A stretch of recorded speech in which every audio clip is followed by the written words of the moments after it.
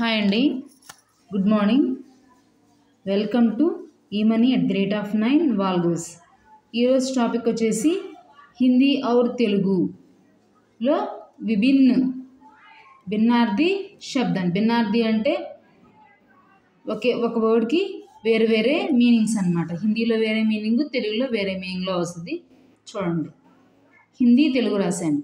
సంసార్, హిందీలో సంసార్ అంటాము, తెలుగులో సంసార్ అంటాము.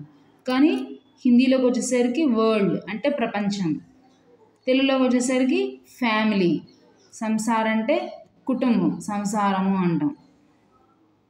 శిక్ష, హిందీలో శిక్ష అంటే ఎడ్యుకేషన్, తెలుగులో శిక్ష అంటేనేమో పనిష్మెంట్ అన్నమాట. రాష్ట్ర, హిందీలో రాష్ట్ర అంటే కంట్రీ, తెలుగులో రాష్ట్ర అంటే రాష్ట్రము అంటే స్టేట్. కర్ అంటే వర్క్, తెలుగులో కర్ అంటేనేమో హ్యాండ్. కుల్ అంటే టోటల్, కుల్ అంటే క్యాస్ట్ మతము.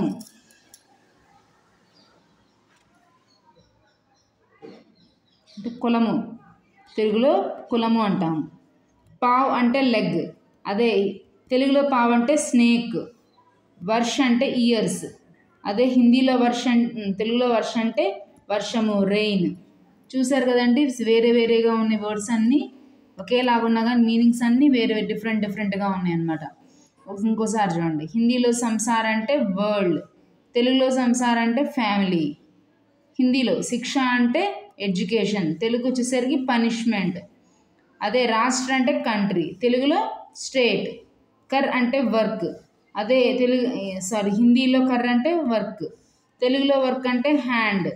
కుల్ అంటే టోటల్ హిందీలో, తెలుగులో కుల్ అంటే కులము, క్యాస్ట్. పావ్ అంటే లెగ్, అదే తెలుగులో పావ్ అంటే స్నేక్.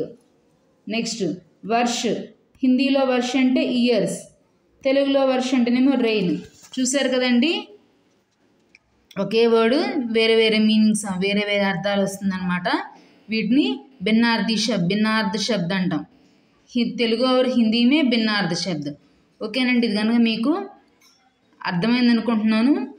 నచ్చినట్లయితే కనుక నా ఛానల్ లైక్ చేసి షేర్ చేయండి, అలానే సబ్స్క్రైబ్ చేయండి.